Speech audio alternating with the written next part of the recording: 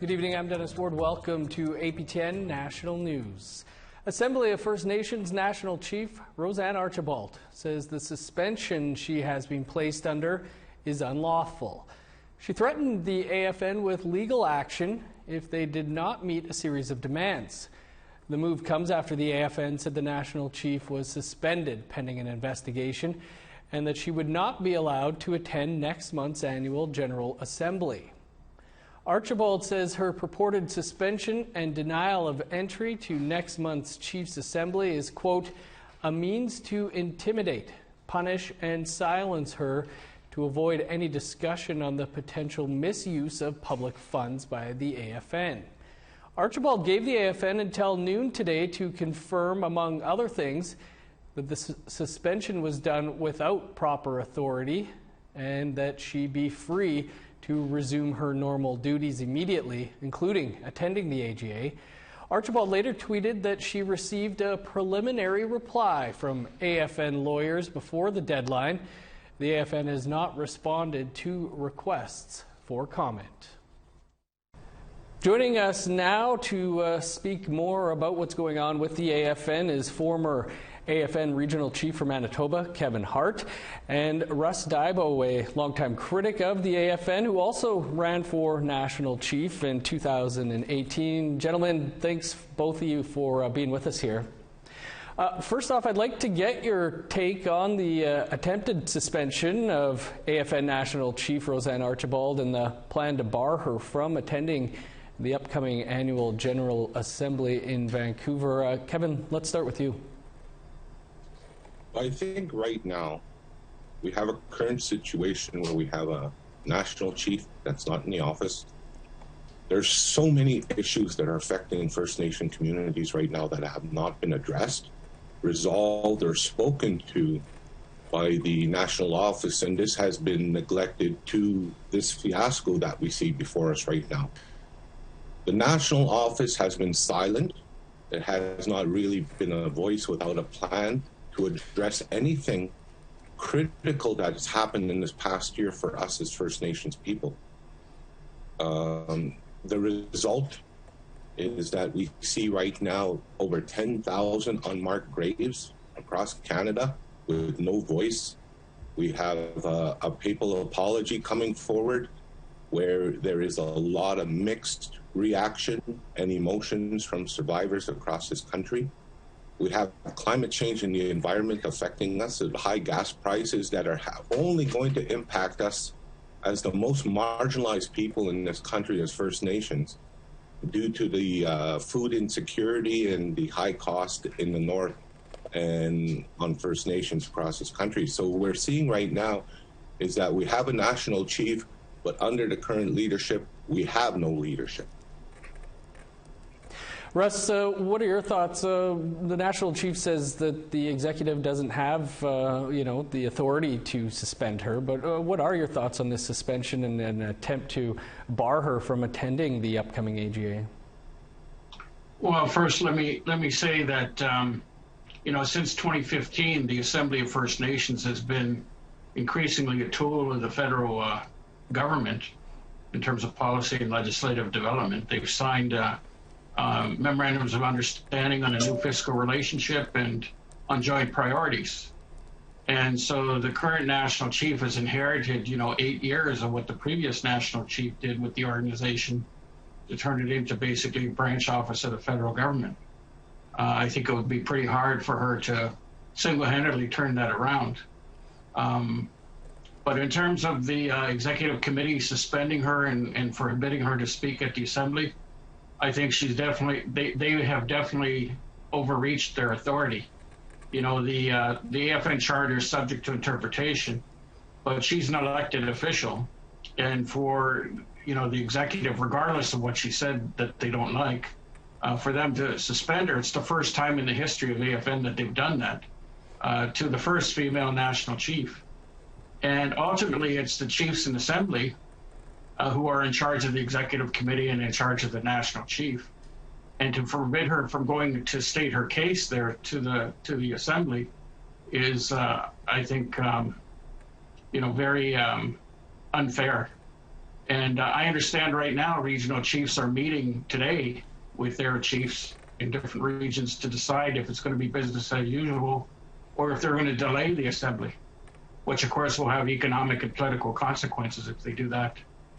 I have reached out to the AFN, still haven't heard back on whether there is a possible delay or cancellation of the AGA coming. Russ, the budget of the AFN has basically quadrupled since Trudeau took office. Archibald's calling for a forensic audit of the Assembly of First Nations. Do you think that is necessary? I think that's a good idea. I mean, the relationship between AFN and the federal government, like I said, has been very cozy.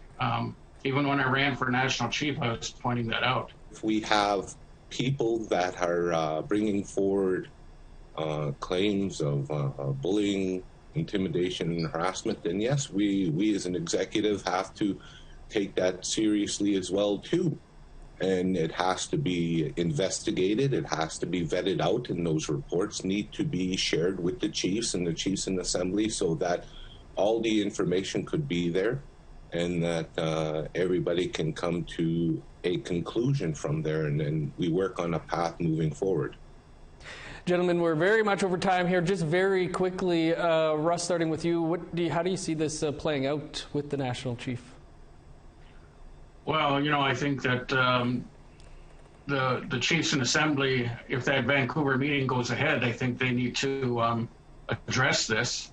The problem is the bodies of AFN haven't followed the charter.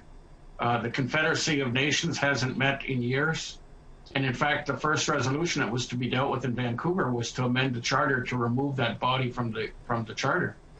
And it was the charter was in place to, ensure transparency and accountability of the AFN executive and national chief. But once you get rid of that body, it's only every 6 months that there's an assembly or special assembly. So really it rests with the chiefs in assembly to figure out if they're going to do an oversight committee or how they're going to manage this.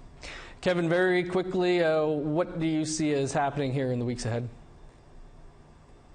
The weeks ahead, I believe that under the guidance, direction of, again, as Russ has indicated, our regional chiefs are meeting across the country with their respected chiefs. They get direction from their chiefs in assembly from their respected regions as well, too. And then moving forward, if we do come to meet in Vancouver, then we will be on the floor and we'll watch how the chiefs work to move forward, because like I said again, we have a national office right now that doesn't have a voice. There's so many critical issues right now that are affecting our people, and it has no leadership there at the present moment. So we need to ensure that this is dealt with by the chiefs in the assembly and that we get clear direction moving forward. Kevin, Russ, we'll have to leave it there, but hopefully we'll be gathering again to speak about this. Appreciate both of you. Thank you. Take care. And you can watch the extended 11-minute long discussion with Russ Dibo and Kevin Hart over on our website, aptnnews.ca. Of course, there are plenty of opinions on this situation. Lowell Bibi is a speaker, writer, and consultant from the Pequaney Nation. Daryl Stranger caught up with her at the Matriarch Summit in Winnipeg. She says the treatment against Archibald is biased. It's unfortunate that our first woman national chief is actually the treatment that is happening, I think, is biased. And I wonder in the same role, if it was a man, if that they would get the same treatment as a national chief that's a female. So I see those biases playing out. I also see extreme measures that are being taken, and I really think that's not how we, as First Nations people, Indigenous people, that's not how we settle things. We don't pick a colonial stance and take that stance. But that's the road that they seem to have taken, and I hope and I'm praying for all sides, and I'm hoping there could be a resolution that's going to take place. To Thunder Bay now, where there is some big news breaking. The police chief, Sylvie Hoth, is facing 3 allegations of misconduct under the Ontario Police Services Act. The notice of hearing into Hoth's conduct was published late this afternoon by the Ontario Civilian Police Commission. It lays out 3 counts of alleged misconduct after an investigation, according to a notice of particulars. The allegations include not immediately transferring or terminating a criminal investigation into board chair Georgianne Morso. She's also alleged to have deceived or attempted to deceive police board members in 2 other counts. Hoth had announced this morning in a media statement that she will be retiring next June.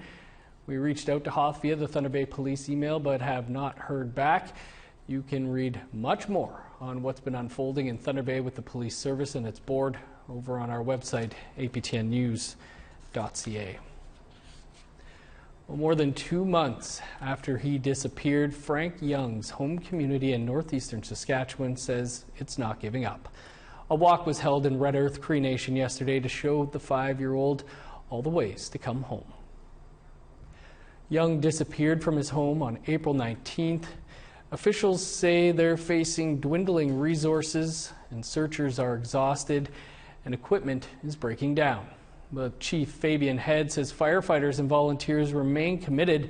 Searchers are currently focusing on a part of the current river referred to as the Y.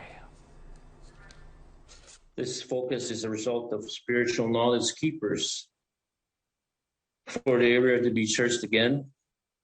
The Y is approximately 5 to 8 kilometers downstream from the community. With that being said, we have covered approximately 92 square kilometers with 611 searchers, 490 GPS search tracks. The Vatican has laid out the Pope's schedule for his planned visit to Canada. Details on that and more coming up after the break.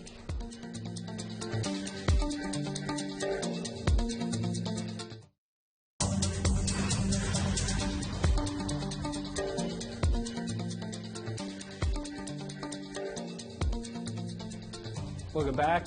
Well, it's official. The Pope's itinerary was released today. Despite rumors of ill health and retirement, the Pope will be coming to Canada in July. Pope Francis will visit Canada from July 24th to the 29th, with stops in Edmonton, Musqueam, Quebec City, and Iqaluit. This is part of the promise he made in Rome, the visit to Indigenous communities on Canadian soil. It is his first visit to Canada and the first papal visit since 2002. Current session of Parliament wrapped up on Thursday, and the Trudeau government tabled one last piece of legislation before rising for the summer. It's a bill to create a body that will monitor progress on the Truth and Reconciliation Commission's calls to action. APTN's Fraser Needham has more. It's called the National Council for Reconciliation, and it builds upon calls to action 53 to 56. It will be an Indigenous-led body that will report on where the government and other organizations are in meeting the TRC's 94 calls to action. Crown Indigenous Relations Minister Mark Miller says the government needs such a body to assess where it is succeeding and failing on reconciliation. It's obvious that Canada should be in a position of grading itself for assessing how it's doing, and this is a commission that will have that independence headed up by a group of well-accomplished Indigenous people with the opportunity of national Indigenous organizations to each propose one member and really continue to hold Canada to account on a number of the Truth and Reconciliation calls. Miller says the council will help the government build trust with Indigenous people and organizations. This is a mechanism where people can look to it and see it as impartial, led by Indigenous groups. We stand in places that have a heavy colonial construct to them, and I think Indigenous groups look with healthy skepticism and mistrust upon places like this, and so this institution is not only a transparency and accountability mechanism, but a trust-building mechanism by people who aren't beholden to the comings and goings of the Senate and the House of Commons. Miller says the government hopes to have Bill C-29 passed sometime this coming fall, when the House of Commons resumes. Fraser Needham, APTN National News, Ottawa. In northern BC, Lheidli T'enneh First Nation made a public declaration on Indigenous Peoples Day that they are the rights and title holders of their territory. They say any resource projects by the federal and provincial governments must have their consent before they can proceed. APTN's Lee Wilson reports. At a press conference, Lheidli First Nation declared that they've never ceded their territory through treaty or war, which is located in Prince George and surrounding areas. Then they shared messages for the BC and federal governments, affirming who they are. We are Lheidli people. We are of Dekalth origin from the confluence of the two rivers, the Nechako River, meaning with strong undercurrents, and the Tletako, Fraser River, meaning Big Mouth River. We are the sovereign inhabitants and the traditional owners and occupiers and users of our vast unceded territories and resources. The nation says they've been working on this declaration with their legal team for 5 years. They hope to build a brighter future for their members, one where any extraction of resources from its territory does not happen without their free, prior, and informed consent. Lheidli are entering a new period of relationship building with the province of BC and the federal government of Canada. It is important that they know where the Lheidli First Nation stands on the issue of land ownership, title, and rights. We contacted both federal and provincial governments for a comment, but did not receive a response before airtime. Chief Darlene Logan says they have a great relationship with the regional government in Prince George, and this declaration is about moving forward with government, industry, and businesses. She hopes other First Nations across Canada make their own declarations. You don't need a treaty to do this. This is us saying we said no to the treaty twice. Now this is time for the government to take action and that this is our territory. Lee Wilson, APTN National News, Prince George. Time for another quick break. Coming up, a movie about stopping an alien invasion is the talk of the film festival circuit, thanks to the youth of Pangertung who wrote, acted, and directed it. It's important to see ourselves in movies and comic books and representations of us kicking butt and having fun.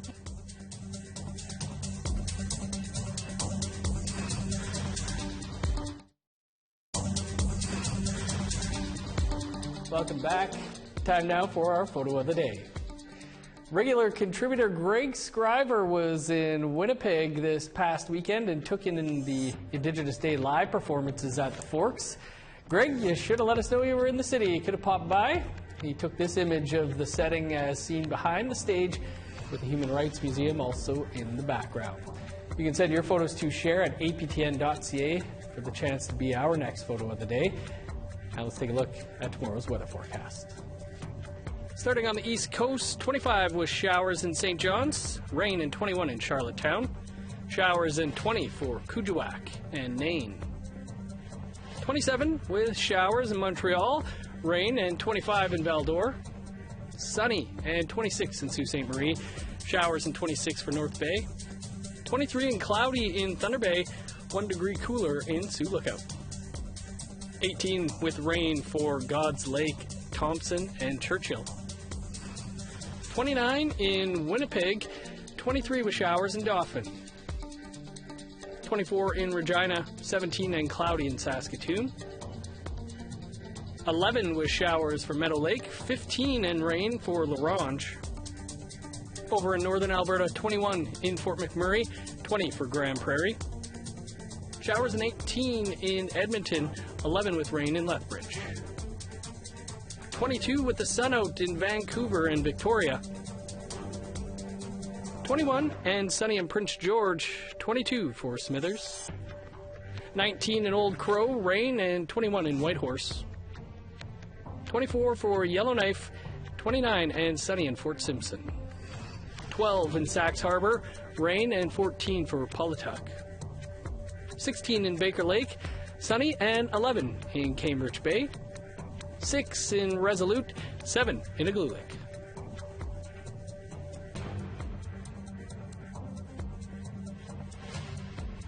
Slashback is an Inuit film made in Nunavut, and it hits wide release in Canada on Friday. It's getting rave reviews on the film festival circuit, and is unlike anything that has come before it in Nunavut.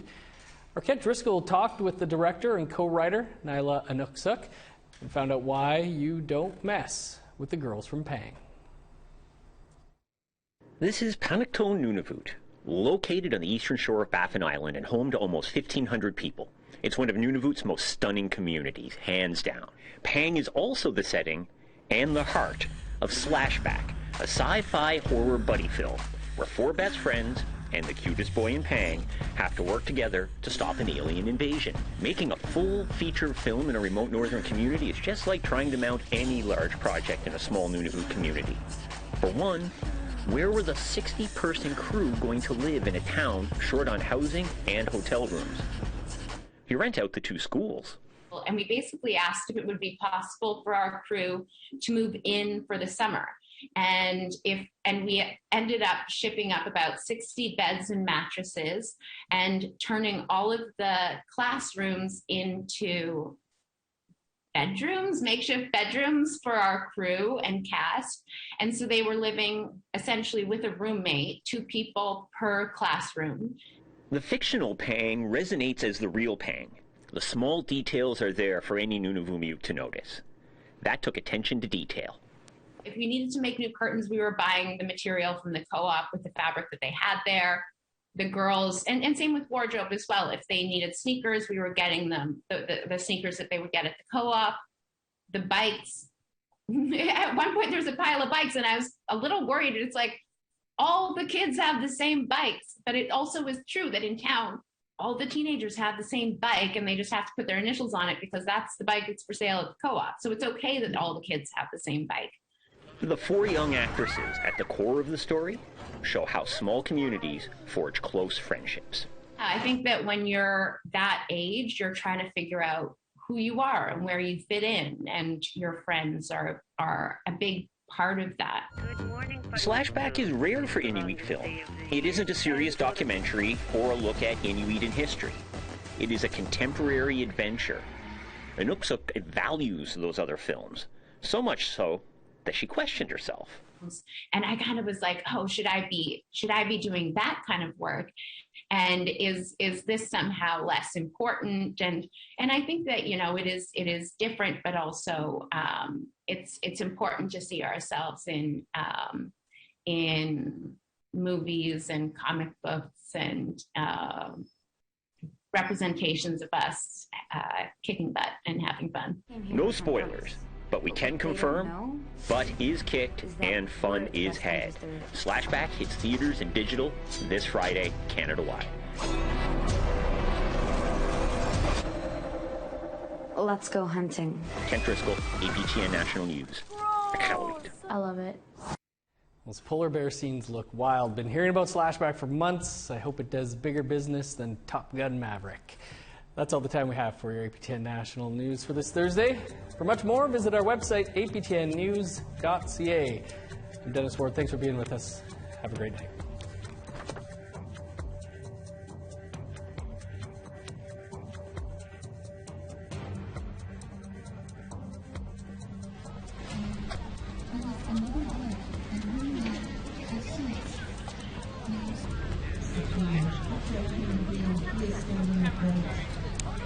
Yes.